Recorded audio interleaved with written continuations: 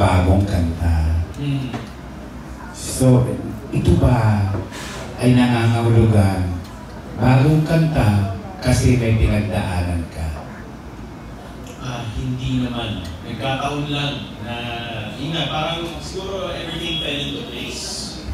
Maybe it was destiny. Sabi ko nga, nagkataon lang na nagbasa ako ng spam messages and yung composer messaged me. She was giving me this song. She was even asking me to like, she wanted to pay me to sing her song. So, since nagandahan ako dun sa song, sabi ko, no, you don't need to pay me. Let's just collaborate.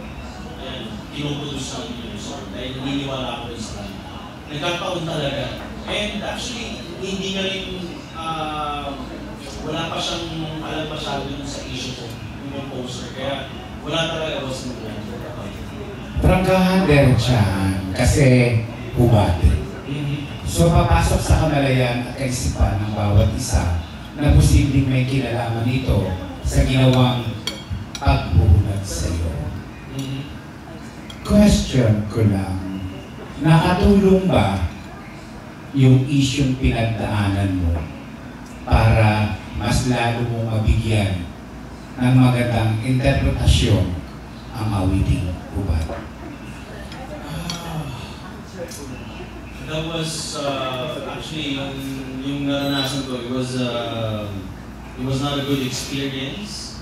So I would not say that's sexy at all.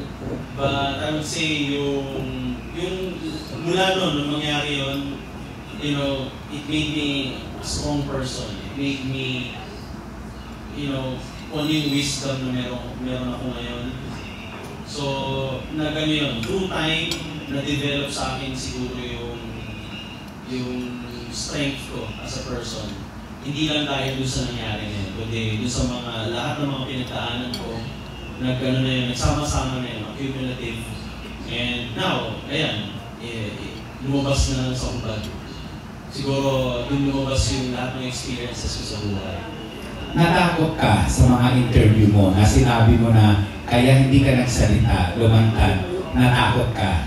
May mga taong nilapitan ka pero hindi sila nakinig at hindi naniwala ang iba. Yes.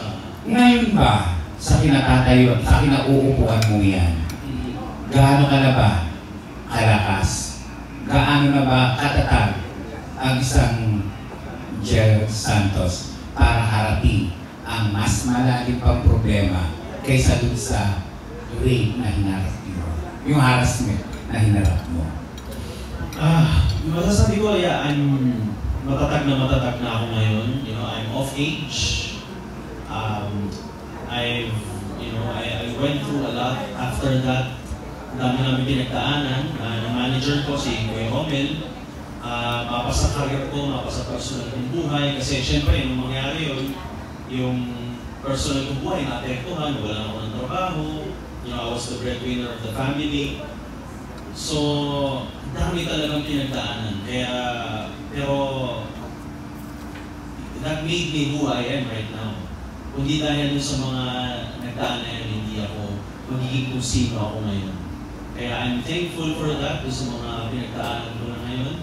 And I'm ready to face kung ano mga dadating pang mga challenges. Mas matibay na ako as a person para harapin yung mga pagsubok man dadating. Diretsahan, ano ang pananaw mo ngayon sa mga LGBTQIA+, pagkatapos may mangyari, pagkatapos na ikaw ay ma-scandal?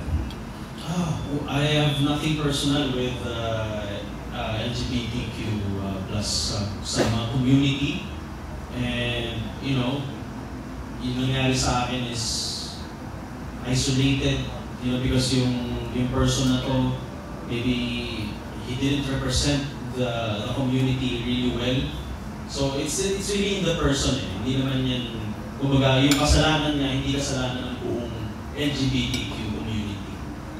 Siya lang yun, siya yung gumawa nun. So kasalanan niya lang. Hindi dapat madama yung buong community. Last, yung mga pangyayari ba na binabalikan natin pag-usapan ngayon, para sa iyo, ito ba ay pamungot o destiny?